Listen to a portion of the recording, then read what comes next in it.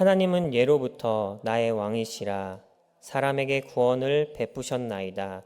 주께서 주의 능력으로 바다를 나누시고 물 가운데 용들의 머리를 깨뜨리셨으며 리워야단의 머리를 부수시고 그것을 사막에 사는 자에게 음식물로 주셨으며 주께서 바위를 쪼개어 큰 물을 내시며 주께서 늘 흐르는 강들을 마르게 하셨나이다. 낮도 주의 것이요 밤도 주의 것이라. 주께서 빛과 해를 마련하셨으며 주께서 땅의 경계를 정하시며 주께서 여름과 겨울을 만드셨나이다. 아멘. 할렐루야. 오늘 이 새벽 예배에 나오신 성도님들 가운데 하나님께서 함께 하실 것을 간절히 소망합니다. 오늘 설교 제목은 믿음의 경주입니다. 오늘 본문인 시편 74편은 탄원시로 자신의 사정을 하소연하여 도와주시기를 간절히 바라는 것을 담은 시입니다. 즉 하나님께 하소연하며 간절히 하나님께서 도와주시기를 바라는 내용이 오늘의 그 본문 내용입니다. 그러면 이 시편 74편의 탄원시가 어떤 내용으로 이루어져 있는지 간략하게 오늘 본문 말씀을 통해서 우리가 함께 알아보도록 하겠습니다. 우선 1절에서 11절의 내용은 적군에게 짓밟혀서 예루살렘 성전이 불타는 비극적인 상황에 대한 하나님께 호소하는 내용입니다. 자세히 보면 이 5, 6절에 무기로 성전을 파괴했다고 나오며 7절에는 성전을 불살랐다고 나옵니다. 그리고 이러한 적대 행위가 그냥 급진적인 우발적인 그런 행동이 아니라 계획적이었다는 것이 8절 말씀에 자세히 나와 있습니다.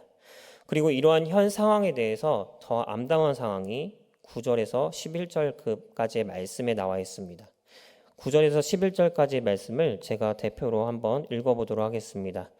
우리의 표적은 보이지 아니하며 선지자도 더 이상 없으며 이러한 일도 얼마나 오래는지 우리 중에 아는 자도 없나이다.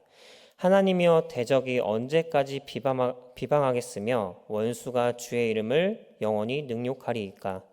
주께서 어찌하여 주의 손 곧 주의 오른손을 거두시나이까. 주의 품에서 손을 빼내시어 그들을 멸하소서라고 나와 있습니다. 이 9절에서 11절까지의 말씀을 보면 고통을 당하는 이들에게 희망이 없다는 것이 나와 있습니다. 하나님께서 일하시고 계시다는 표적도 안 보이고 말씀을 대언해주는 선지자도 없으며 그리고 이 일이 언제까지 지속될 건지 그것에 대해 아는 자가 아무도 없는 그런 희망이 없는 암울한 상황인 것을 말씀을 통해 나와 있습니다. 그리고 더 나아가 이 대적들이 하나님을 비방하며 그 이름을 능욕하는 상황임에도 하나님께서 이 일에 관여하지 않고 계심을 말하고 있으며 이들에게 아무런 희망이 보이지 않음을 그래서 하루속히 하나님께서 관여해 주시기를 이 저자는 하나님께 호소하고 있습니다. 이러한 상황에서 이어지는 12절에서 17절 말씀은 하나님께서 이전에 행하셨던 일들을 기억하고 고백하며 다시 한번 하나님께서 능히 이 상황을 해결해 주실 수 있음을 고백하고 있습니다. 12절에서는 하나님이 구원을 베푸실 세상의 왕이심을 직접적으로 고백하고 있습니다. 그리고 선포하고 있습니다. 그리고 13절, 14절까지 내용을 통해 하나님께서 태초에 어둠을 물리치고 세상을 창조하심을 찬양하고 있으며 15절에서는 이스라엘 백성들을 애굽에서 구원하시며 행하신 일들을 열거하며 하나님을 다시 한번 찬양하고 있습니다. 그러면서 16절에서 17절에서 세상의 모든 시간과 공간은 다 하나님의 다스림 가운데 있음을 고백하고 찬양하고 있습니다. 이것은 암울한 지금 현재의 그런 상황이지만 그리고 하나님의 일하심도 보이지 않는 그런 희망이 없는 그런 상황이지만 그럼에도 불구하고 그들에게 이전에 행하셨던 하나님의 놀라운 구원의 일들을 기억하고 다시 한번 그것을 고백하면서 하나님께 구원의 하나님을 내가 신뢰합니다 라고 고백하는 것입니다. 마지막으로 18절에서 23절까지의 그 신뢰를 고백한 하나님께서 하루속히 자신들의 현재 고통 가운데 개입하셔서 자신들을 구원해 주시기를 기대하며 간구하고 있습니다. 자신들을 괴롭히는 들짐승과 같고 포악을 일삼는 자들의 손에서 이전에 베푸셨던 구원의 역사를 또 그들과 맺은 언약을 기억하셔서 구원해 주시기를 간구하며 말씀을 맺고 있습니다. 이 오늘 74편, 시편 74편의 이 말씀을 비춰보면 우리의 삶도 이 저자의 삶과 비슷한 것을 우리가 볼 수가 있습니다. 비록 우리의 현재 그 삶에서 말씀과 같이 무기의 위협이나 불이 나는 전쟁과 같은 상황을 우리가 그 곁에서 직접 겪고 있지는 않지만 우리가 더 넓게 세계로 살펴보면 지금 현재에도 이 시간에 우크라이나와 러시아 사이에서 일어난 전쟁이 1년이 넘도록 계속해서 지속되고 있고 또 얼마 전에는 이스라엘과 팔레스타인 하마스 사이에서도 분쟁이 일어나서 그 사이에 계속해서 전쟁이 지속되고 있는 것을 우리가 볼 수 있습니다. 또 그 두 전쟁뿐만 아니라 그 두 전쟁으로 인해서 세계 각국이 그 이념과 각자의 이익을 따라서 대립하고 있는 그런 상황들도 우리가 볼 수가 있습니다. 이것뿐만이 아닙니다. 더 축소해서 개인적인 나의 삶으로만 봐도 불쑥불쑥 찾아오는 몸의 고통이 있습니다. 그리고 내 삶의 환경의 고통도 나도 모르게 찾아와서 때로는 나를 힘들고 그런 고통 가운데 있게 할 때가 참 많습니다. 내 몸의 고통이나 내 삶의 환경의 그런 고통 가운데 있을 때 우리는 어떻게 해야 합니까? 그럴 때는 우리가 말씀과 같이 그 상황과 고통에 대해서 하나님께 기도하며 호소하는 방법밖에 우리가 없음을 잘 압니다.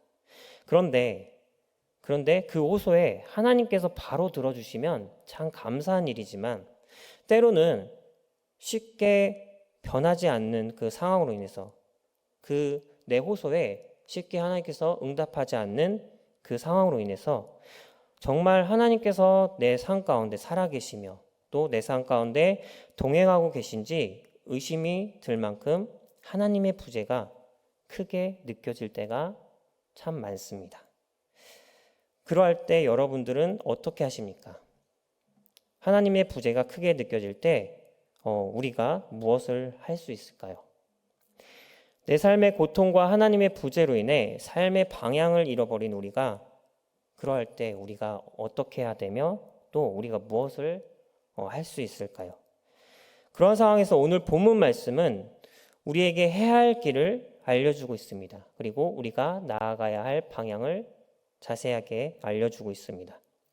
말씀을 보면 목숨의 위협과 생활 환경의 파괴라는 극한의 어려움을 겪고 있고 거기다가 하나님의 살아계심과 일하심이 전혀 느껴지지 않는 그런 희망이 없는 암울한 상황에서 이들이 택하고 행하는 것은 그럼에도 불구하고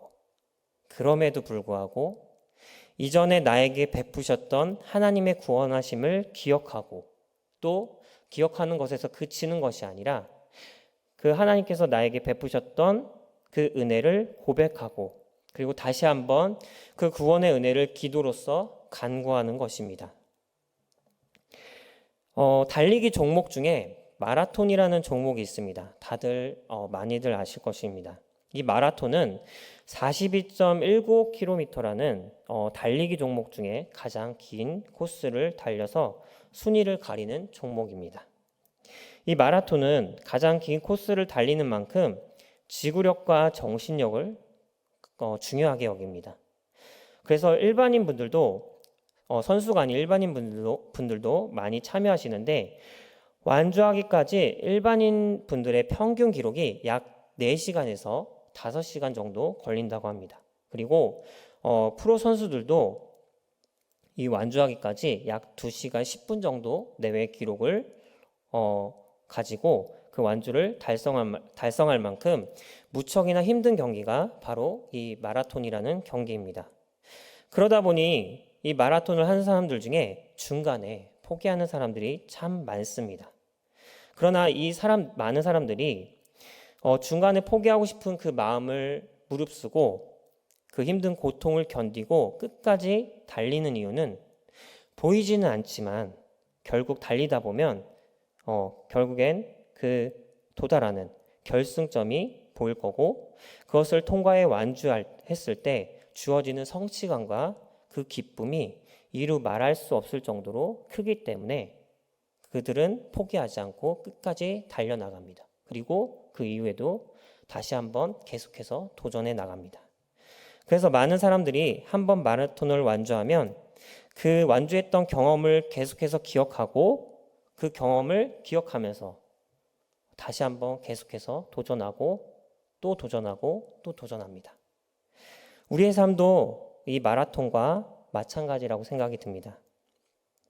우리가 삶을 살아가면서 비록 눈앞에 해결책이 보이지 않는다 할지라도 말씀처럼 현 상황은 너무나 하나님께서 일하심이 보이지 않는, 희망이 보이지 않는 암울한 상황인데, 그럼에도 불구하고 말씀처럼 이전에 내게 베푸셨던 하나님의 행하심을 기억하고 그것을 내 입술로 고백하면서, 그리고 마라톤을 하는 사람처럼 다시 한번 하나님의 그 일하심을 기대하며 하나님께서 내 기도에 응답하시고 내 호소에 응답하셔서 하나님께서 내게 기쁨과 그 은혜와 그 구원의 큰 감사를 나에게 주셨던 그 일들을 내가 기억하면서, 그리고 그 일들이 과거에 머무르는 것이 아니라 이후에 내 삶에도 계속해서 이어질 것을 내가 기대하고 확신하면서 기도해야 할 것입니다. 이것이 바로 우리가 말씀을 통해서 깨달은 우리가 하나님을 향해 나아가야 할 믿음의 경주입니다. 여러분, 우리가 누구를 이 삶을 살아가면서 의지할 수 있겠습니까? 누구를 신뢰할 수 있겠습니까? 답은 하나밖에 없습니다. 오직 하나님 한 분밖에 없습니다. 하나님만이 나를 긍휼히 여기실 것이고 하나님만이 나를 구원해 주실 수 있습니다. 이 세상 그 누가 나를 긍휼하게 여길 것이며 나를 구원해 주실 수 있겠습니까? 우리가 삶에서 힘들고 어려운 일이 닥친다 할지라도 하나님께서 이전에 나에게 베푸신 일을 기억하고 또 기대하며 또 확신함으로 하나님께 기도하며 의지할 때 하나님께서 능히 그 기도에 응답해 주실 것을 믿고 나아가는 성도님들이 되시길 간절히 소망합니다. 그리고 우리가 믿음을 가지고 하나님께 기도하며 나아갈 때에 비록 그 누가 듣겠냐마는 우리와 함께 동행하시는, 내 눈엔 보이지 않지만 나와 함께 하시는 하나님께서 능히 그 기도를 들으시고 하나님께서 정하신 그때에 내 기도에 응답하셔서 내가 기도하는 것보다 더 큰 은혜로 나에게 응답해 주실 것을 우리가 믿고 나아가야 할 것입니다. 그리고 우리가 믿고 나아갈 때 하나님께서 주시는 그 은혜와 사랑이 내 삶 가운데 가득 흘러넘쳐서 내 주변에 그 복음을 자연스럽게 전할 수 있는 그런 믿음의 자녀가 될 수 있을 것입니다. 그리고 우리 여기 계신 성도님들, 그리고 유튜브를 통해서 이 새벽 예배를 깨워서 예배를 드리고 계신 모든 성도님들 가운데 그 하나님의 은혜가 흘러넘치길 간절히 소망합니다. 기도하겠습니다. 살아계신 하나님 아버지, 하나님 오늘도 그 74편, 시편 74편의 그 말씀을 통해서 하나님, 우리가 힘든 상황 가운데 놓여 있다 할지라도 그때 우리가 신뢰하고 우리가 믿고 의지할 분은 오직 하나님 한 분밖에 없으며, 하나님께서 지금 당장에 내 눈앞에 보이지 않고 하나님의 일하심이, 하나님의 표적이 내 눈앞에 보이지 않는다 할지라도 하나님께서 일하심이, 하나님께서 이루어 가실 그 은혜가 곧 나에게 주실 것을 내가 기대하며 확신함으로 내가 기도하며 나아가야 할 것을 오늘 말씀을 통해 다시 한번 또 깨닫습니다. 하나님, 말씀의 깨달음에 은혜를 주심에 주여 감사드립니다. 내가 깨달음에 그치는 것이 아니라 말씀을 믿고 정말 이 세상 가운데 나를 긍휼히 여기실 분 하나님 한 분밖에 없으며, 나를 인도하실 분은 하나님 한 분밖에 없으며, 나를 돌보실 분 하나님 한 분밖에 없음을 내가 고백하며 하나님 기도하며 나아갑니다.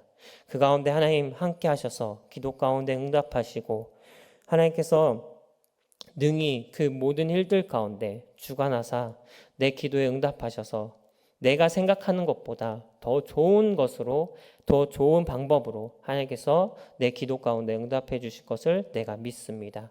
그리고 나아갑니다. 그리고 기도합니다. 하나님 함께 하시고 인도하여 주옵소서. 그리고 말씀의 성취됨을, 하나님께서 일하심의 그 은혜를 내가 알게 하여 주옵소서. 그것을 믿고 나아갑니다. 하나님, 이 시간 가운데 기도하며 나아가오니 기도 가운데 응답하시고 한 사람도 놓치지 않고 하나님께서 궁일하게 여기사 그 마음 가운데 함께 하셔서 하나님께서 주시는 그 은혜와 평강이 아버지 가득 넘치게 하여 주옵소서. 우리가 믿고 나아갑니다. 하나님 인도하여 주옵소서. 예수님의 이름으로 기도드리옵나이다. 아멘.